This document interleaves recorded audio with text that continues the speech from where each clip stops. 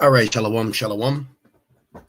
First and foremost, I want to give all praise, all honor, and all glory to Yahweh, Bahashem, Yahushai, Bahashem, Rakakwadash.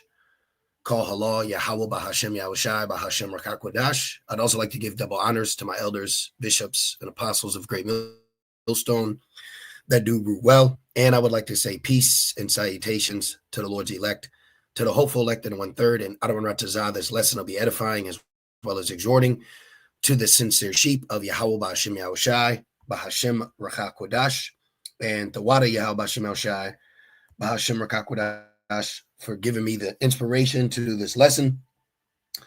And as the title reads, the Horn of Hypocrisy, okay, or Behold, Edom, the Horn of Hypocrisy, all right? And pretty much I want to go, excuse me, just want to make sure the audio is good. I just want to go into this this latest proud moment, all right, of Edom, okay, chiefly Nero, and go into Esau right now. And Esau is showing his horns, man, okay. Esau, Edom is the devil that the Bible speaks of, and horn also represents power, all right. But Esau has power in hypocrisy, which he's used Babel and calls it democracy. And that's one thing that you got to be aware of. And I don't have to I want to do another lesson pretty much going into how Edom's going to use Babel to get people to take the MOTB. But I digress from that, excuse me. So let's get right into it, okay? I want to touch on this interview between Trump and the so-called South African president and show you how Esau, Edom, capitalizes off hypocrisy, okay? This is one of his tools. This is one of his many tools that he uses. Now, the elder Yashawamba right here did a video last night that I gotta watch. Okay, a lot of great information's coming out. It says in the news, the villain and the victim, and this is Esau's playbook. Okay, he plays the blame game. He also plays the victim. Surely his name is Yaiquab. Let me actually start off with that. You know, I really don't like talking too much without getting a precept. Okay, I just trying to build it up for you to let you know the angle that I'm going in the spirit. Okay, but this is how Esau operates. He operates by playing the victim. Okay, Esau, Edom's whole deception is by the blame game and putting himself as the victim and then creating a villain. All right, this is Genesis 27. What is that, 36? Let me see. Genesis 27. Where is it? It's right in my face. I was just reading this yesterday. Right here. Genesis 27 and 34. And when Esau heard, okay, let's actually go to the BBE. Go down here. Genesis 27 and 34, I believe it says, and hearing the words of his father, Esau gave a great and bitter cry. This is what Amalek's whole angle is, man. And Amalek is super demonic. Like, you know, as watchmen, you know, of the hopeful elect, there's a lot of things we watch, and there's just certain things you might see. It's just like, even in our spirit, I'm just like, damn, this is too much. Like the pride, the weird oozing level of pride that Amalek has as playing the victim is unmatched, bar none. And I'll also add this in, when you look at Amalek and the fulfillment of Ezekiel 36 and 5, if I'm not mistaken, of parting our land. Okay, they used the propaganda of the second woe to get Amalek in that land, even though they signed off on an unrighteous decree in 1917. Okay, so Esau always uses himself as a victim to push forward on the offense, but claiming defense. You got to be aware of this guy, man. Okay, this is how they operate. When you want to know an Edomite, listen to how vocab will debate you. It's all about accusatory, accuser. Okay, even though he's in the wrong, even though he's being a hypocrite, he has no problem accusing you. It says Esau gave a great and bitter cry and said to his father, give a blessing to me, just me, help us poor South Africans. You know, even me, oh my father. So this is the angle that Esau operates in. Okay, and you have to understand that. You have to understand, which immediately comes to my head, how back in the day, even the Edomite women would you play the victim while committing adultery and saying that she was raped. Okay, so this is a tactic that Esau Edom uses. Hypocrisy at its finest. Esau's power is in hypocrisy. Now, I'm going to put this here to show you again. I want to show you hypocrisy at its finest. So let's see, what do I want to do? Okay, I'll do it this way. Because I got something for you. So when you look at the general definition of the word hypocrisy, this is where you call someone a hypocrite. How do you call someone a hypocrite? You call them a hypocrite if they practice of claiming to have moral standards or beliefs to which one's own behavior does not conform. Exactly. And what does that say?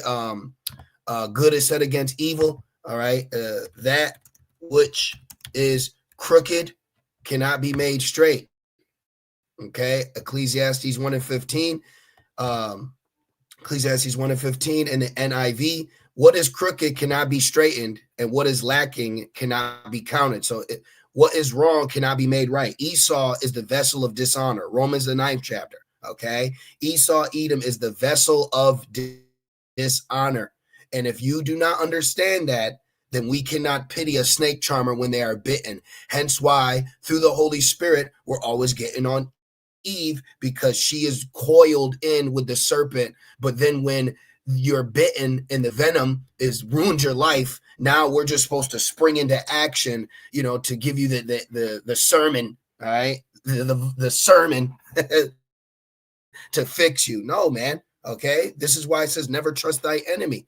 All right. I like that. Get spiritually fit in 2025. That's a good slogan. Let's keep getting spiritually fit as we grow closer to the end, because the end is here. Major prophecy, the two major prophecies that we need to come to pass are here: the MOTB and World War III. Okay, so let me not get off task. So now from there, okay, I read this to you one more time. The practice of claiming to have moral standards, that's what they call democracy. Okay, now I want to show you this. So I'm going to go here. Now I'm going to play the recording that I recorded on my phone, and just listen to this. Okay, check this out. And this, I got something to say about him too, but check this out. Government policy is to go along with government policy. Our government policy is completely against what he was saying, even in the parliament. And they're a small minority party, which is allowed to exist in terms of our constitution. But you do allow them to take land. No. You do allow them to take land. No. Did you not take land? I know I meant to let it play through. Did you not take land? Did you not take land? Covet fields and taken by violence? Woe to him to establish a city of bloodshed and inequity. You're literally sitting on a land, yes, prophetically, but the mere fact is we now have to address this in this manner, because even though it was prophecy, he's acting as if what was prophecy, he's not guilty for it, but he's pointing a finger at someone else doing what he's done. Pull his back, little hypocrite. Them to take land. No. You do allow them to take land. Nobody can And take when they land. take the land, they kill the white farmer. And when they kill the white farmer, nothing happens to them. No, there is Nothing happens. There is criminality in our country. So you heard it right there. I just want to play a quick little 30 second segment of that. So he's getting on this Hamite president for what's taking place in South Africa. But what you're witnessing is the angle that he's using to accuse him of injustice is the same playbook that you use to establish this land here in America. Okay, this is hypocrisy at its finest. Okay, someone practicing a claim of having moral standards. So now you want to tell someone else that you are killing this and taking land, but isn't Amalek doing that right now as we speak? Isn't Amalek doing that right now as we speak? This is what hypocrisy is, man. Okay, now check this out. So I went into hypocrisy and the etymology. All right, the online etymology, the origin. Look what it says: the sin of pretending to be virtue or goodness. So Esau is sinning, man. Okay. This is an ungodly vessel. This is why it says he's profane. All right. Now look at this. Now someone say, how can he be sinning if he wasn't given the laws? He might have not been given the laws as Moses gave to us, but he darn sure took the book in his hand and portrayed himself as a godly man. So now he roped himself in. You know, it reminds me of the scripture where it says it was better for them not to have known it, meaning Israelites that have came into the fold, you know, that are going to receive judgment. It would have been better for you not to have known you an Israelite, so the judgment would have been lesser. Okay, so for you to know this, have the book, have the Lord's people in your possession, and then to try to point at someone else. What Yahweh Shai say? Check before you check the mote, check the beam in your eye, and that's where they get the origin of when you point a finger, 3 fingers are pointing back at you. This is Psalms 50 and 16. But unto the wicked, who is the wicked? Edom, Edom, Edom. Edom is the border of wickedness. Okay, but unto the wicked, that's why you had a Sabbatean movement back in the 1600s, where it was a cult following. Okay, where every day they tried to find a way to go against the scriptures. That's Edom for you, man. So here it is. He's got no problem. Okay, he's got no problem pointing out what someone is doing in their backyard. But when it comes to his, you have no jurisdiction over me. This guy is unreprovable. He's unfixable. Psalms 50 and 16. But unto the wicked, Yahweh says, what hast thou to do to declare my statutes? Wait a minute. What you talking for? Who are you to stand here and be speaking, man? You got no room to be talking. Okay, that's exactly. And then let me add this in before I continue. And for all you so-called African Americans, all right, you Jakes, you Gentiles that think you're African, why in the F didn't your African king president Ramaphosa, why did he use this opportunity? I didn't watch the full hour, but why didn't he snap back and say, wait a minute, wait a minute. Like, we need that one Muslim Jake that be always going on TV. No, before your ancestors got here, why wasn't he in that spirit? He had the opportunity to tell the king to his face that what you're crying about, you built a country, you built a legacy off of what you're claiming I'm doing wrong. See? So this is why call all Yahweh Bashem Shai Bashem Rakakwadash, the Lord, as Elder Yashwamba was going into yesterday video I watched, how we've been given the spirit to speak up, and I've actually witnessed that, in my walk, in my short time, or as a young brother in this walk, I noticed that it'd be on my spirit to say things that other people ain't saying, but you know what I'm saying. So what you talking about? That why did he use that opportunity to bounce that back to him? Well, I'd love to ask you that same question. As you are mass deporting, okay, mass imprisoning, okay, destroying, while simultaneously you hear that. If you're quiet enough, you can hear bombs fucking dropping on Gaza. So excuse me, but you get what I'm saying? Excuse me for my language. I'm trying to work on that. But you get what I'm saying, though? So why didn't he say that? See, that's why the scriptures say truth faileth. This is why we tell you, Jakes, I'm not trying to go on a tangent, but this is why we tell you, Jakes out there, you get all wooed because Professor Griff or Nick Cannon or Kendrick or all the, oh my God, Kyrie, you get all wild out because some Gentile Jake just, says shalom and you lose your mind. But then the prophets have been doing this even before you came in or even born. And I'm whatever. See, that's why it says truth faileth. Because truth don't fail here. Through the spirit and power of Yahweh Shemel Shai, because the scriptures say that gates of hell shall not prevail. So excuse me for that. I just wanted to make that quick point. Let me go back to this. Psalms 50 and 16. I want to see what the translations say. Yeah, see, exactly. Look, NLT. But Yahweh says to the wicked, why bother recite my decrees and pretending to obey my covenant? You hypocrite. You hypocrite. Why are you trying to act righteous? Why are you trying to act like you have the moral high ground? Let's ask them that. What does it mean to have the moral high ground? That's how Esau operates. What does the moral high ground mean? You liar. See, this is how he plays against you, man. Okay. It's almost like you got to tell on him before he tells on you, because then when you finally say what he is doing, that's because you're before him being accused. So now it doesn't look like it's the truth. See, it's like you got to tell on him before he tells on you. Because that's, go back, look at the vocab. It's always accusing. Yeah, but didn't you say white baby? Mind you, what's all going on in Amalek over there? Okay. See how they operate? A position of moral superiority. That's what Esau's witchcraft is in. He portrays himself as the superior of being moral or righteousness in a situation, often perceived as having a more ethical, sound, or just stance than others. This is how he operates. Look, it implies that one's policies, actions, or beliefs are seen as morally superior to those of their opponents. This is how he operates. Esau is the horn of hypocrisy. And why do I say horn? Because horn symbolizes power, strength, and authority.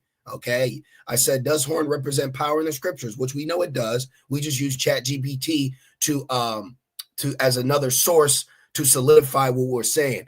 It says, yes, in the scriptures, particularly the Bible, the horn often symbolizes power, strength, and authority. Now I'll go to it for you. When you go to Daniel 7:8, look, this is talking about Babylon right here. This horn in Daniel 7:8 is speaking about Babylon. And since it's on my spirit, I want to break it down real quick.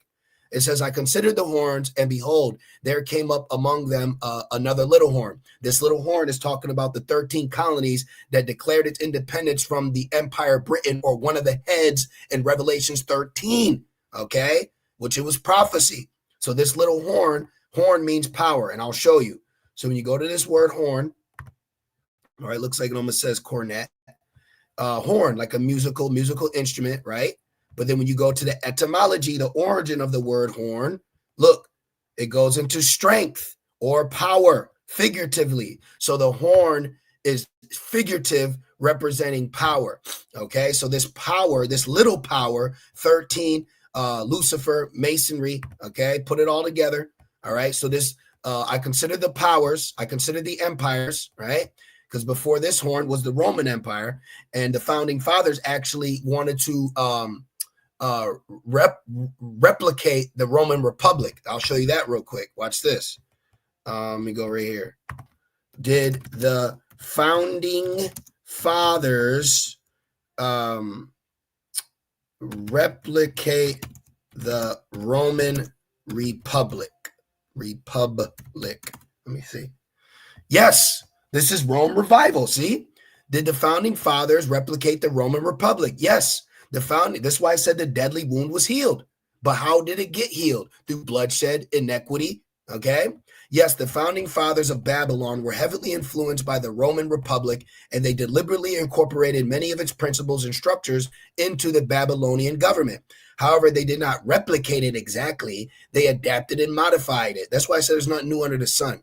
Roman ideas to fit the Babylonian context to avoid the pitfalls they believe led to Rome's decline. But there's nothing new under the sun. Rome will fall again. The pagan Roman Empire will fall again. So now from there, let me go back. Okay, I want to break this down because it's on my spirit. Daniel 7:8, I considered the horns, and behold, there came up among them another little horn. This little horn is representing who? The 13 colonies that the colonists, okay, that were separate from the British Empire, and they were declaring their independence from the Brits because of overtaxation, before whom there were three. Now, these three are speaking about the French, the Spanish, and the British. And those three significant wars led to the dominance of America today. And I'll just show you that real quick because you might have not known. Okay. Hopefully I can, because a lot of times they don't let me show my posts. So let me go here. Yeah, right here. See? Okay. These wars. All right. Well, you can go ask it. All right. But these wars, okay, played a significant role. The French and Indian War, which the French and Indian War was the French and Gad fighting against the British and the colonists. And then the Revolutionary War was the British and Jake fighting against the colonists and some Jakes. And then you had the Spanish-American War that ended very quickly. And that's how Babylon obtained Puerto Rico, Philippines, Cuba, things like that. See, so this is how Babylon got its establishment, through bloodshed and inequity. Remember, they're the red horse. They make war with one another. This is war with one another. Okay, so they'll do all that bloodshed. They'll be standing on all those bodies, and then they point at you and say, "You came to work late."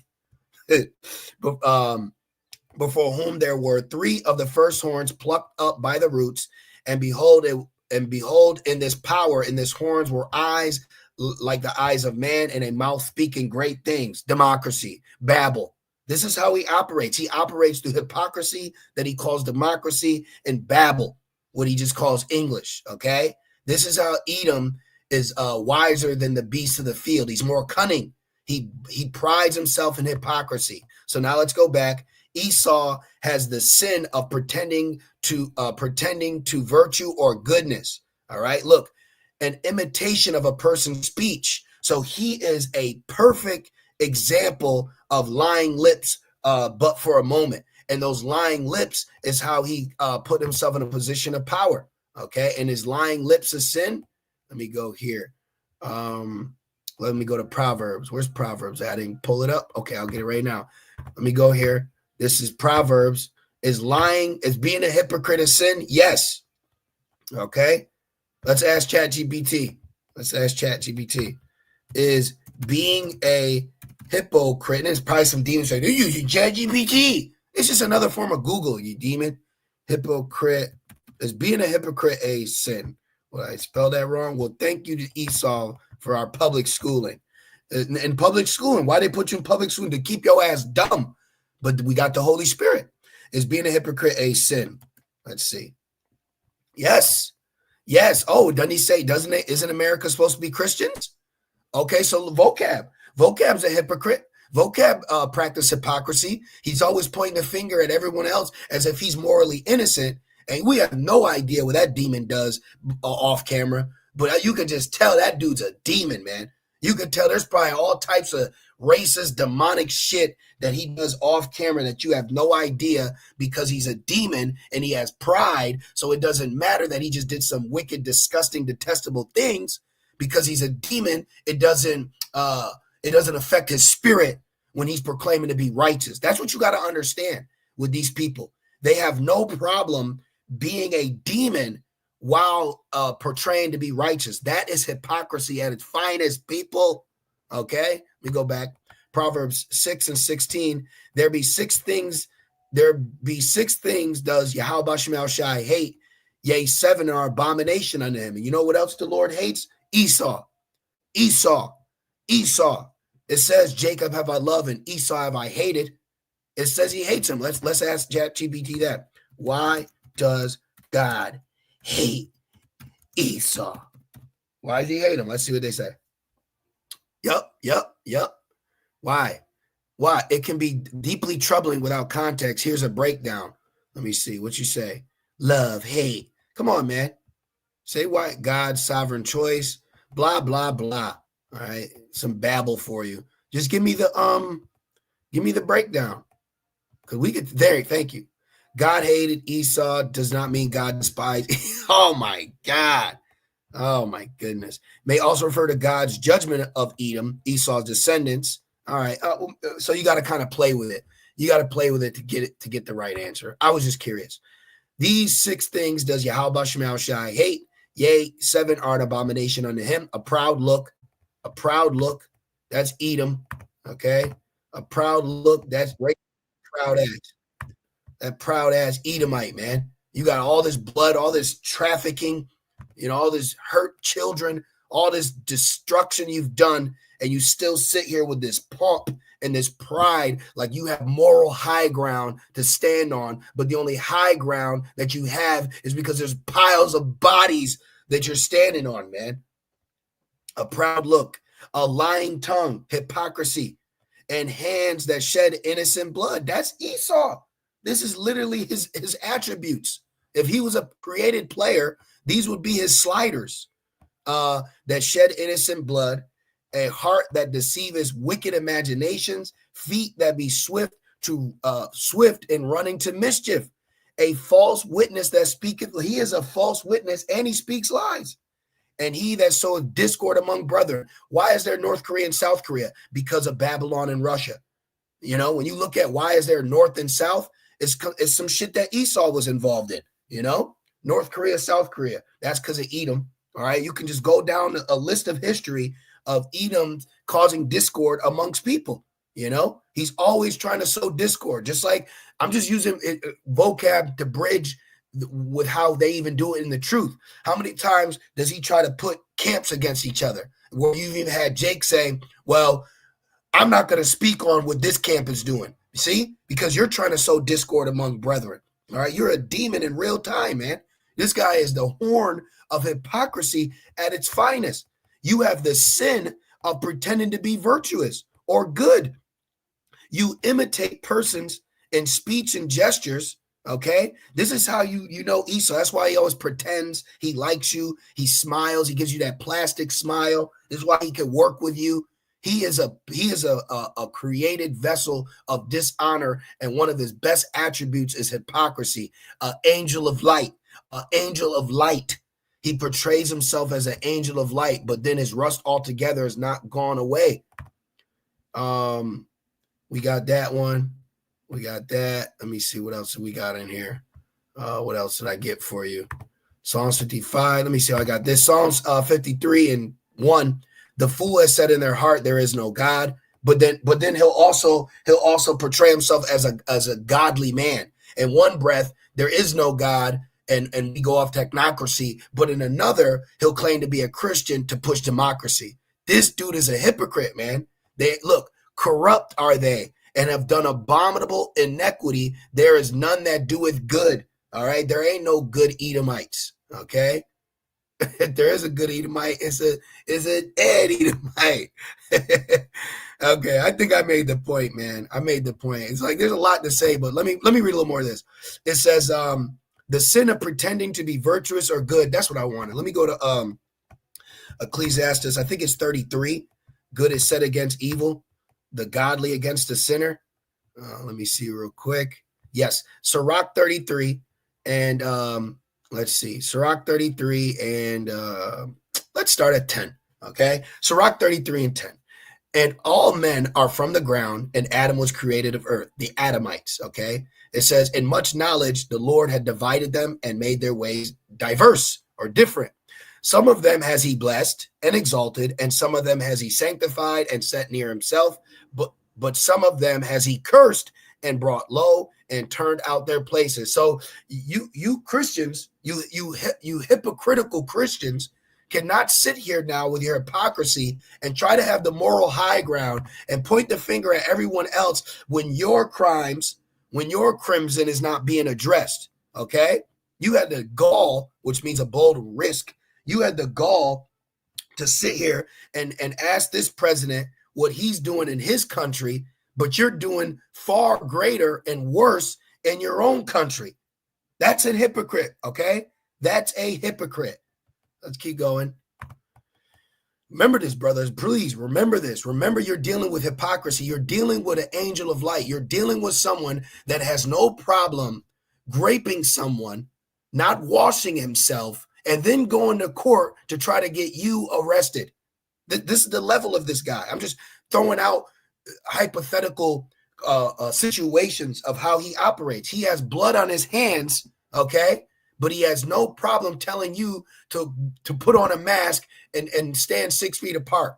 This guy is the guilty one, man. This guy is legitimately guilty, but he's standing here pointing a finger at everyone else. Watch what the Lord does to this guy, man. Watch what the Lord does to Esau, Edom, and Babylon, man. And Amalek. Man, Amalek. Oh, my God, you disgust me. Oh, no pun intended. That's funny. It says 13, as the clay is in the potter's hand to Romans 9. Let me get that. The clay is in the potter's hand. I got a precept. Romans 9. Okay, clay, potter, right? Clay, potter. Look, 13, as it is written, Jacob have I loved, but Esau have I hated, and the Edomites. Now let's go down. It said the clay and the potter, right? Romans 9 and 21, has not the potter power over the clay of the same lump to make one vessel unto honor and another unto dishonor? Esau was a lump created to be the balance of evil against the balance of good. Jacob represents the balance of good, and Esau represents the balance of evil. Hence why he's a hypocrite. Hence why he portrays himself as an angel of light and innocent. Okay, that's his job. He has a moral deficiency. All right, he's inadequate to be righteous. This is why when certain so-called white people come up and we read their spirit, we're like, nah, that I don't believe that's an Edomite, because Esau doesn't operate like that. But can Esau try to portray it? Yeah, for a period of time. That's why he said, let the wheat and tare grow together. The Lord knows who's who. Okay. 13. As the clay is in the potter's hand to fashion it at his pleasure. So Thawadi al-Bashim al-Shai, Bashim al-Kakwadash, to fashion us to your pleasure of making us Israelites and Israelite men. Okay. And you sisters, thank Yahweh Bashim al-Shai that he made you an Israelite woman. But ultimately, thank Yahweh Bashim al-Shai, you ain't an Edomite, man. Okay. I now see what Elder Apostle Harvey's saying. Like, right. Even though it's like, I'm glad I'm just not an Edomite. But since we passed that, I truly thank Yahweh Bashim al-Shai, Bashim al-Kakwadash, that I am a Hebrew Israelite male. Okay. It says, so man is in the hand of him that made him to render to them as liken and best, good is set against evil and life against death. So is the godly against the sinner and the sinner against the godly. Yeah. And this is why the sinner says that, we're wicked, but the righteous are telling you who the wicked is. Now, what I'm trying to say is Isaiah, was that 8 and 20 or 5 and 20? Let me see. Isaiah 8 and 20, 5 and 20. Oh, this is a good one too, because you can use this against them as well. You hypocrites. Isaiah 8 and 20, to the law and to the testimony, if they speak not according to this word, it is because there is no light in them. But he portrays himself as an angel of light, but he's not speaking according to the law of testimony because he has no light in him, but because he's a hypocrite and the horn of hypocrisy, he has no problem holding the book between his elbow and his rib, talking to you or talking down to you as if he has the moral high ground. No, he has the immoral high ground because he is the wicked. He is the devil that the Bible speaks of. Isaiah 5 and 20, woe unto them that call evil good. See? Woe unto you that are activists for Edom. And I was thinking this the other day. I said, man, you got to be a truly through vessel of destruction. You got to be a demon to really stick up for this guy, man. For all these Jakes out here siding with him, you are born in vain, man. To be actually wanting to be on Esau's team, you're done. You're done in the head, man. There's nothing there. There's just empty air between your ears. Okay. To be actually rooting for this guy is nasty work. Woe unto them that call evil good and good evil. See, that put darkness for light and light for darkness, that put bitter for sweet and sweet for bitter. Hypocrisy. That's hypocrisy at its finest. You're calling good evil and evil good. That's hypocrisy. But that's what you would do if you were the devil. If I were the devil, right? Go look that up. So now let's go back. It says good is set against evil and life against death. Right. We're life against death. Esau's death. We're good against evil. Esau puts the E in evil. So is the godly, Jacob, against the sinner, Edom, and the sinner against the godly. This is why he's getting ready to crash down. He's showing his horns more and more. And I love it. I love Esau showing who he's for. I love Esau showing what he's about. So look upon all the works of the Most High, and there are 2 and 2, one against another. So this is light versus darkness. Okay. Let's see. What's the opposite of a hypocrite? A hypocrite. I want to see. What's the opposite? Yeah, the synonym. What is the opposite? Oh, a stalwart. Opposite of a fake person, especially one who deceives for personal profit. Honesty. Ooh, stalwart. I never heard of that. What is a reverse hypocrite? Ooh, look, sincere, genuine, having integrity. See, that's us. Okay, let me look up stalwart real quick. I got to go, but let me look this up real quick. Determined, physically strong. Ooh, Woo! You know what I gotta get? You know what I gotta end it on? And this is the spirit I've been wanting to sink my spiritual teeth back in Genesis 25. That's why the elders tell us back to the basics. We got to go back into this. Look at this. Look at this. Let's look at this. Look at this. We're the stalwart. Genesis 25 and 23. And Yahweh Shemel Shai said unto her, 2 nations are in thy womb, and 2 manner of people, hypocrite, stalwart. Let me also ask this question.